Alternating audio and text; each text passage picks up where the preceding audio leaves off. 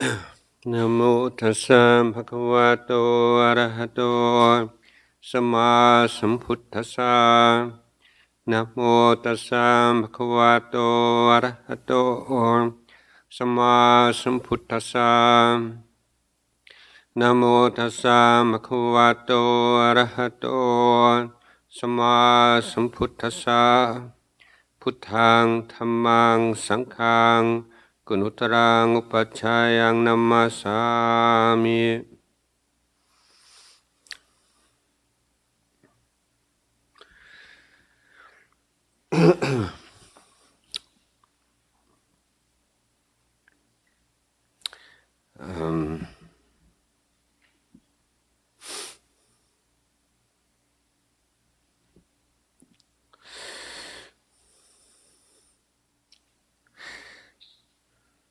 Someone once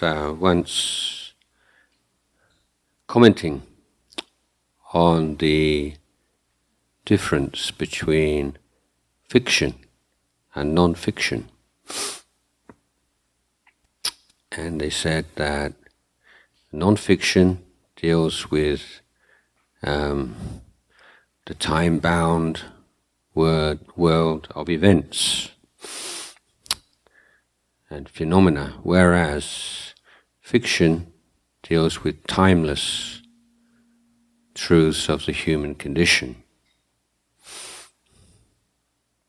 So the news is very soon out of date, but the truths of fiction are never out of date. So as before I became a monk, as being a lot fonder of fiction than non-fiction, I really like that definition. But there is one area in which I think that fiction tends to be not true to the human condition.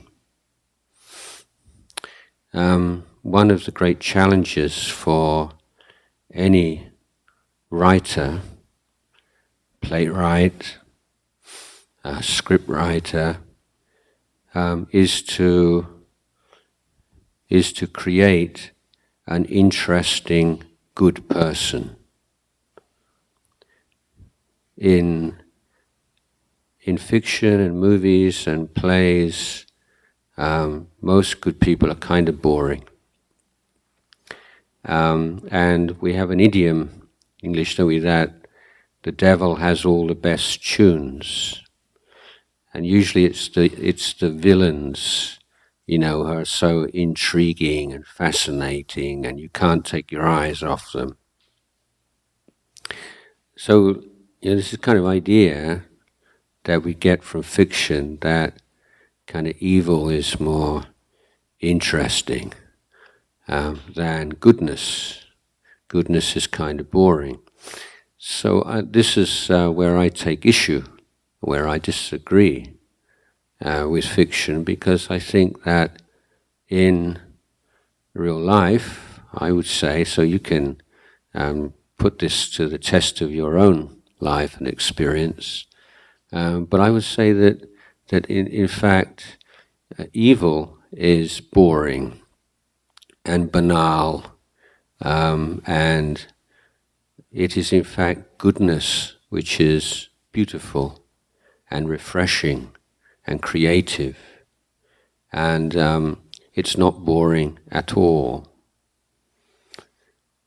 So sometimes, goodness can even be seen as weakness. You don't be too good, or people will trample all over you. It's like parents always worried about their kids, being too good, so that way someone will take advantage of you if you're too good.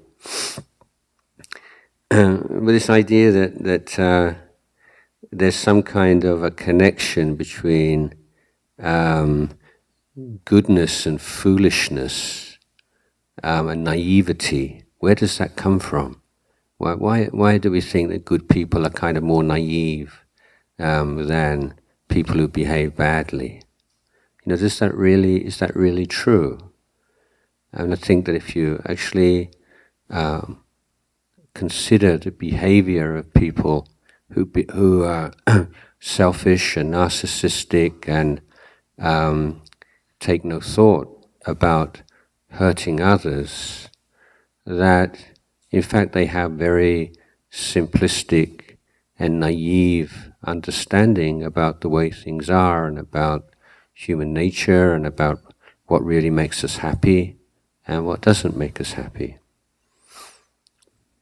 So I think that goodness doesn't get the praise that it deserves.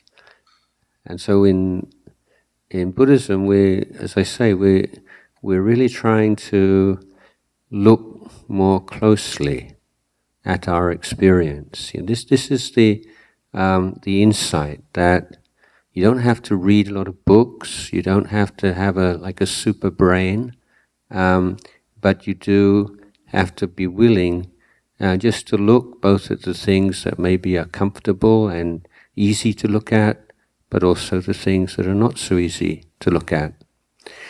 But if you take that on as a worthwhile thing to do, then you realize straight away it's really difficult. And one of the reasons it's really difficult is that our mind is very weak and lacks the energy and the integrity to pursue that kind of work, that kind of inner work. And this is why the meditation practices are so important, to sharpen the mind, to clarify the mind, to stabilize the mind, to energize the mind. The fact that there may be some reduction of stress and relaxation, that's a wonderful thing, but those are more byproducts of meditation. They're not the goal of meditation. The goal of meditation is to enable us to see more clearly, to see the way things are. Because we are very adept at lying to ourselves. We have blind spots.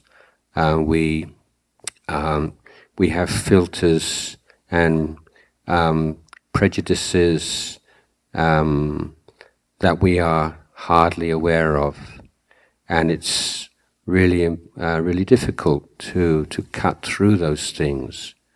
But it is really worthwhile.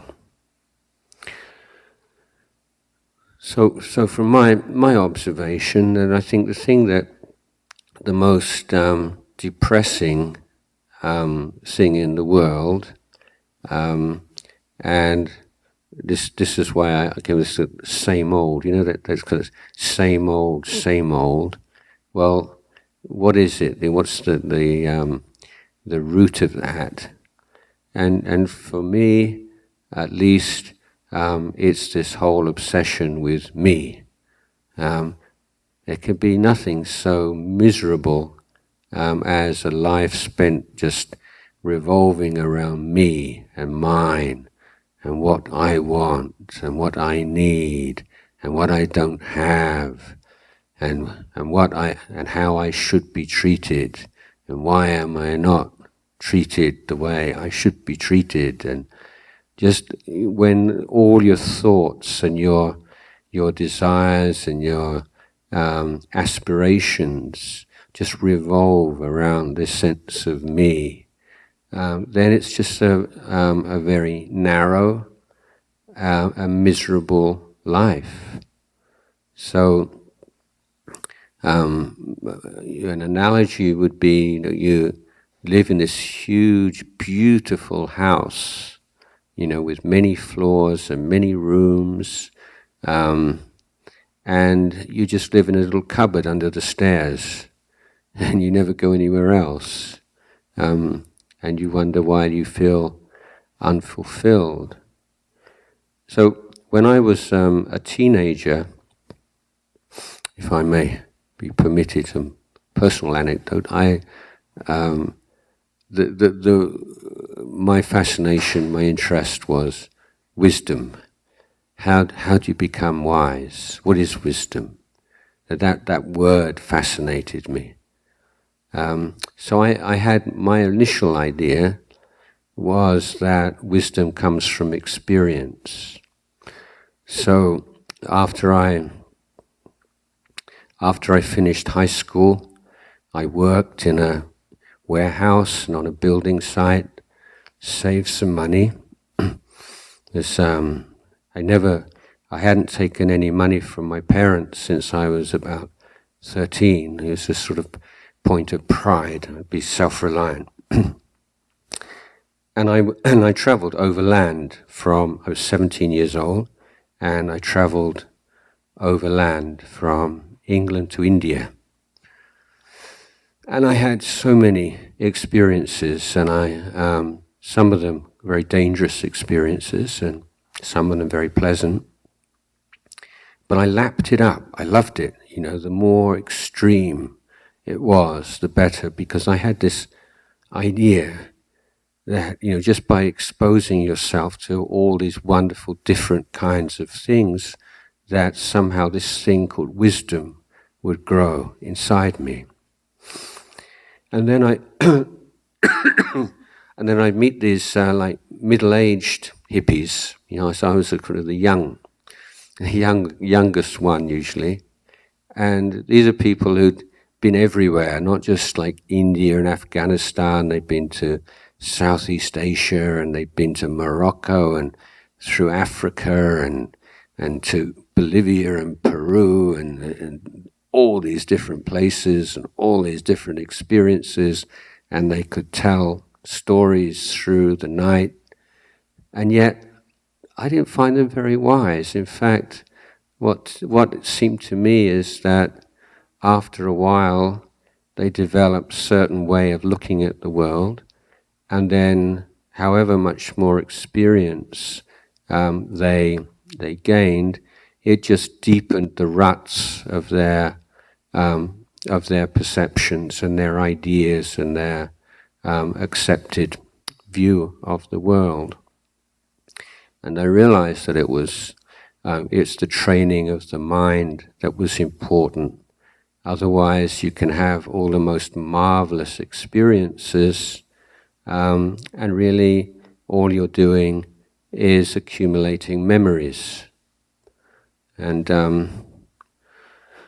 after I returned from India, I went to work in Switzerland on a farm, and I had a book with me, one book, which was an anthology of teachings from the Buddha. And I remember vividly, this is one of my memories, that one evening after a long day picking fruit, I sat down with my book and I read this discourse of the Buddha called The All.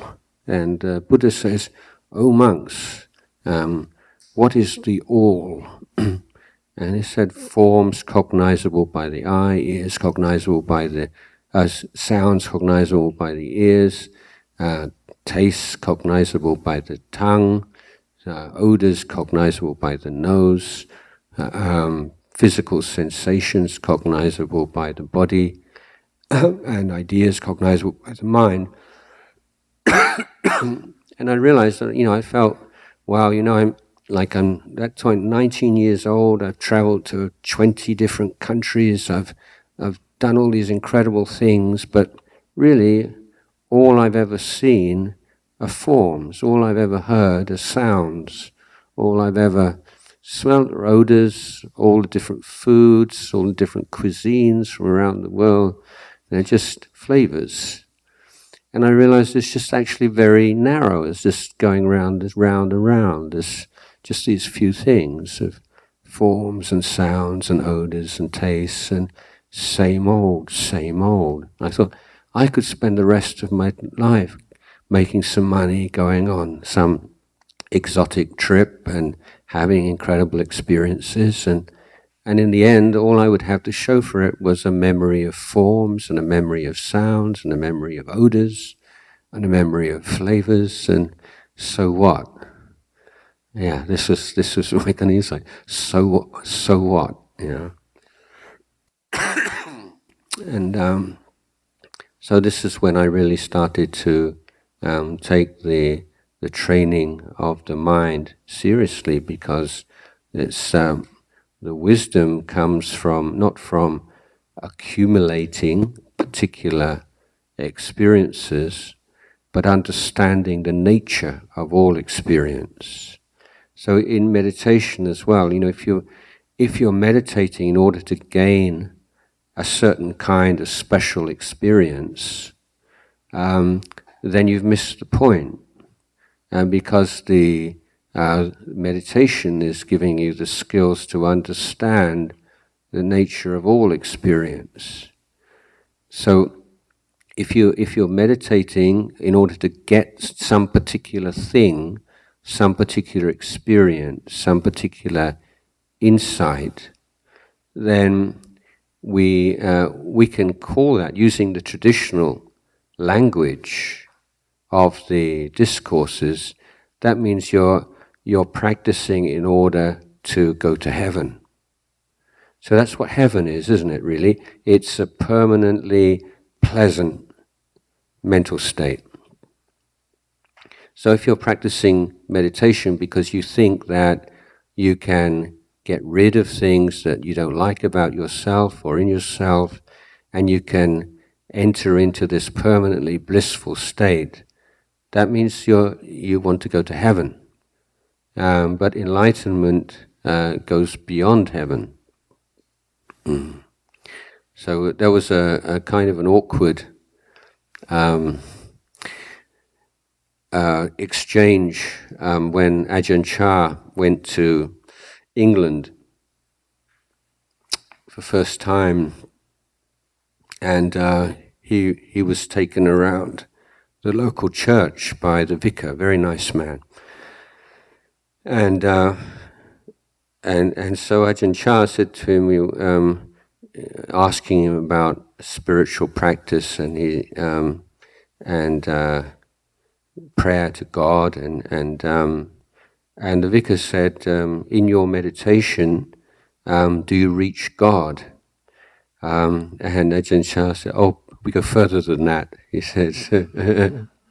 So it was quite a challenge for the translator to translate that without being offensive to this very kind vicar who was taking them round. So it's beyond any one particular thing or one particular category. But going back to this same old kind of feeling, and how that is rooted in the sense of self. Another analogy is like the fly in the soup. You have this big pot, what do you call it? Big pot of soup, delicious soup, and you get one fly in it, and then you see people throw the whole thing out, isn't it? Because of this one fly. And that one fly in our life is that sense of self. When everything becomes seen through that prism of self, and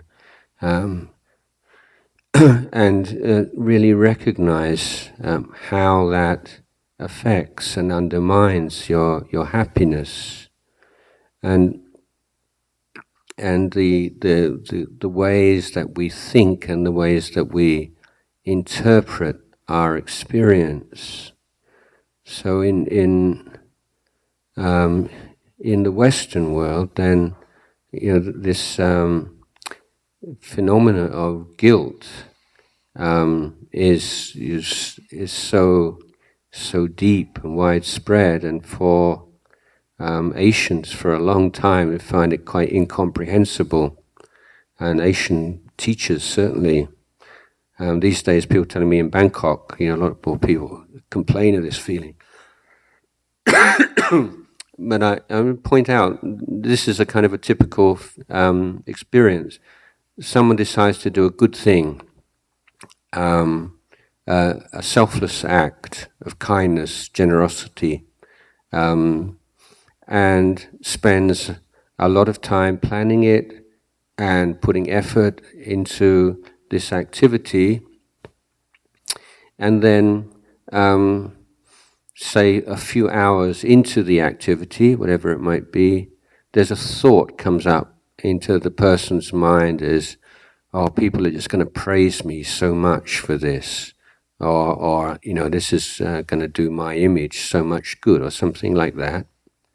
And then the next thought is, yeah, that's what you're really doing, isn't it? Come on, be honest, be real. This is really, and this is a very poisonous kind of delusion. So you have all these wholesome mental states, one after another for a long time, and then you have an unwholesome mental state, and you decide that unwholesome mental state is more real than all the wholesome mental states that preceded and succeeded. So why do you give that kind of weight? Why are the unwholesome and the mean kind of thoughts in your mind more real than the good ones? Why do you prioritize those things? Why does that seem to be who you really are? So many people say, oh, if people knew who I really was, nobody would want to have anything to do with me. No, it's not true at all. But that's the kind of self-obsessed thought that comes up. So this idea that not only is this attachment to an idea of self already a fly in the soup, it's already a toxic kind of thought, but what makes it even more toxic, even more tragic, is this idea that the self is basically bad. And it's essentially a bad thing. So we come back to how do we deal with that? So some people say, how do you get rid of the ego? And you don't have to do. Why would you do that? How could you do that? There's no idea of ego in the Buddha's teaching. But what there is something called Atuvadupatthana, which means attachment to a concept of self or an idea of self. You don't have to get rid of an ego because there isn't one in the first place. There isn't a self. There's just an assumption of one. There's just it's a very lazy, instinctual understanding of life and who you are, which is based essentially on lack of awareness, lack of observation, lack of investigation of what's actually going on. So if you begin to meditate, what do you observe? Well, if you have even a small amount of peace in your mind, and the mind is with the breath even for a short period, what happens when you are aware and awake? That sense of being male or being female, it's not present. A sense of being this person with this personal history, with this personality, etc., etc. It's completely absent. So you have your mind is clear, bright, sharp, and yet so many of the things that you take for granted and you think is who you really are absent at that time. So that, don't worry about not being so peaceful. I mean, just learning from whatever comes up, that's already a really important thing to recognize. So let's say you're meditating for a while, your mind getting a little bit calm, and then what happens is a thought pops up into the mind. So did you make that thought? Was it you who decided to have that thought? No, it just pops up. Putkunma is in Thailand, we say. Where does it come from? Who knows? Why do you think that? Why would you possibly think such a thing? The kinds of things that come in your mind. Where did that come from? And the thing to like you to observe, or at least to see whether you agree with me, is that at that moment that the thought arises in your mind, there is no sense of me, the thinker. That thought comes afterwards. So in everyday life, you have to have an owner before something which is owned, okay? But in experience, unmediated experience, where you're looking very directly at what's going on, something arises and then you take hold of it. And that sense of me and mine is something that you're creating moment by moment.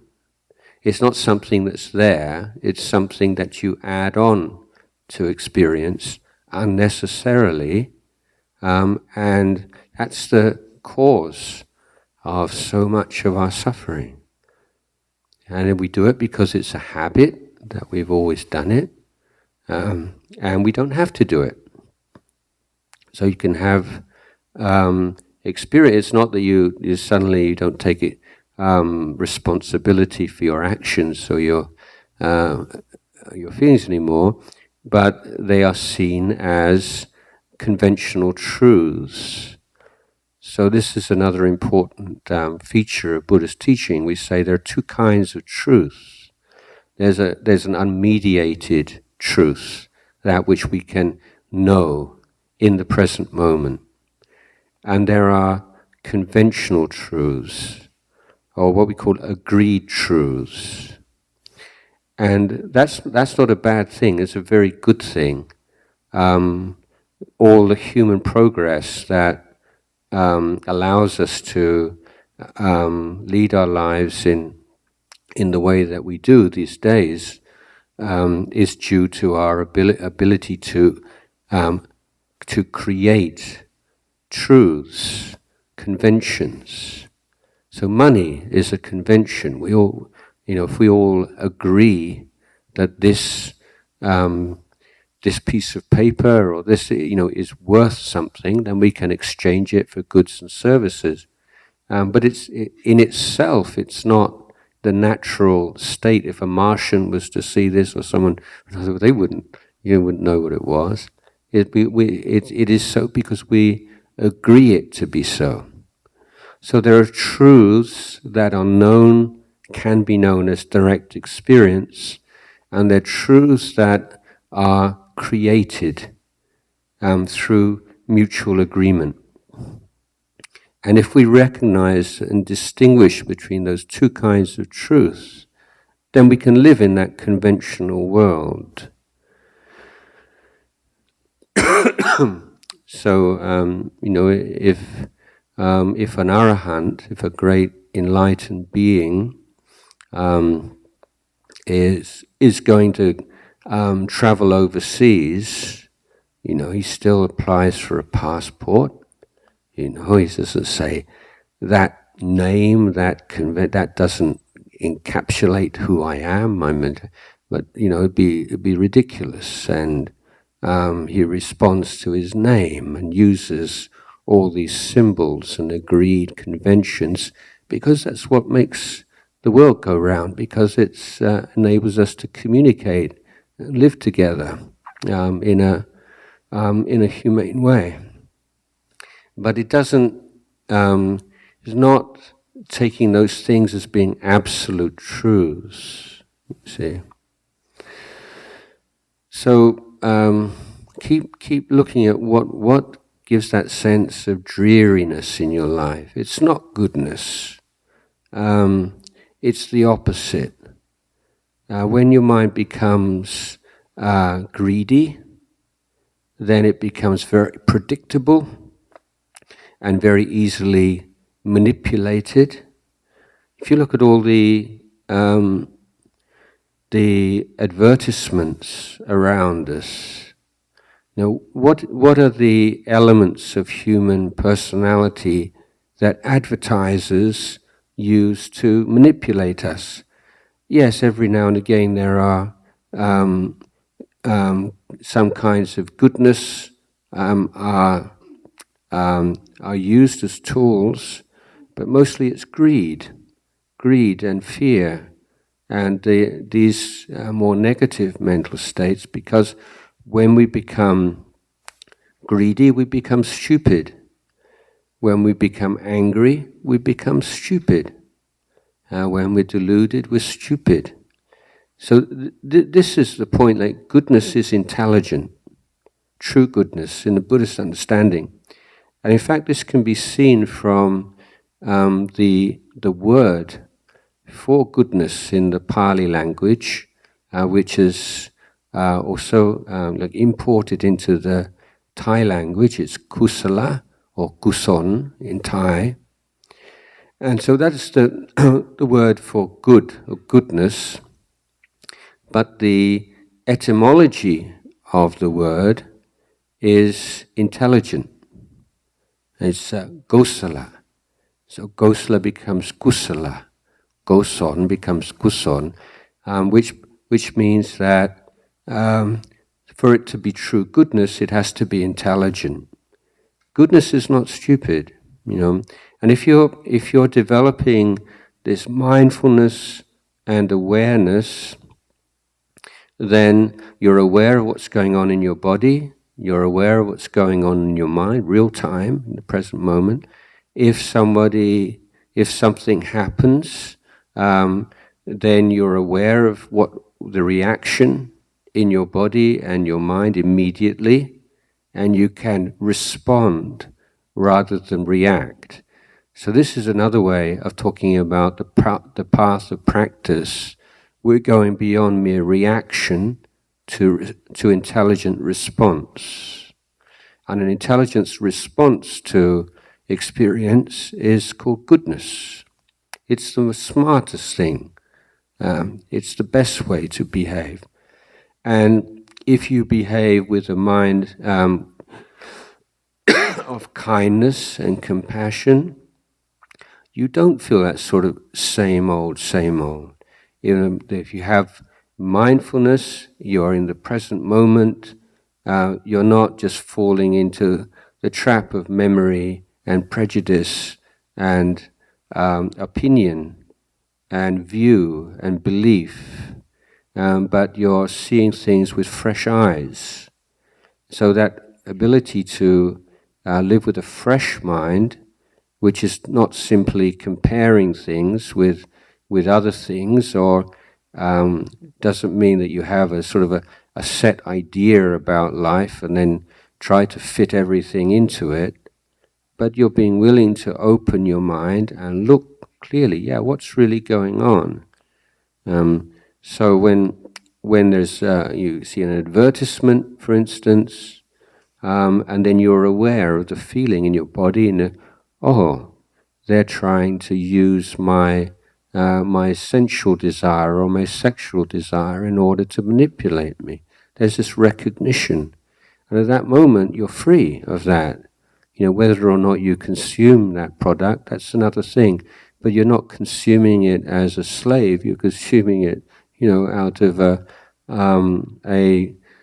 choice based on the value of the product, for instance. So this is the whole practice of freedom. So without it, one of the things that you should be able to appreciate when you meditate is just how unfree the mind is.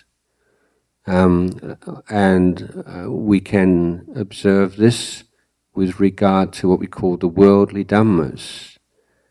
Somebody praises you, even for some small thing, or something like, you just feel good immediately. Or somebody criticizes you, and then you feel bad. and your whole mental world is fluctuating, and your mental states of happiness are almost completely determined or conditioned by the world around you and by the people around you. So how can any kind of stable sense of well-being ensue if your mental state is so unstable and so easily swayed? So if you have that kind of mindfulness, you say, yeah, these are words of praise. Say, yeah, praise is like this. This is just praise. This is what praise feels like. Oh, this is what criticism feels like. I feel it here. How do you feel? Where do you feel it in your body when you get criticized? Where do you feel it when you're criticized for something that you didn't do? How do you deal with that? And if the more you have this sense of entitlement, how dare they speak to me like that? Then you've lost it, haven't you? You see, what is this? What's going on? This inquiring mind, this interest, this learning mind. We're learning from things that are going on. If you want to, if your path is one of control, and you think that you can find some peace by controlling the people around you, controlling the circumstance, so that you only have to be with things and people you like, and you don't have to be with things and people you don't like, then that's endless frustration and stress. But you can recognize pleasant phenomena as pleasant, unpleasant as unpleasant, but you don't have to be dragged about by them. You can develop this inner stability and clarity and happiness which is independent of circumstances.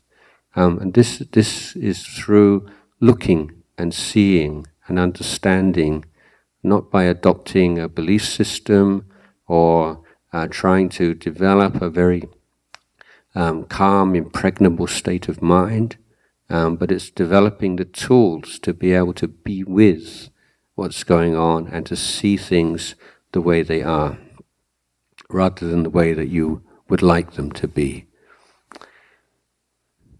Okay, I think I've exceeded my time limit by 3 minutes, so I will conclude the talk at this point, and now we can have some discussion and questions and answers, and you can ask me anything you want. You can teach me something if you like.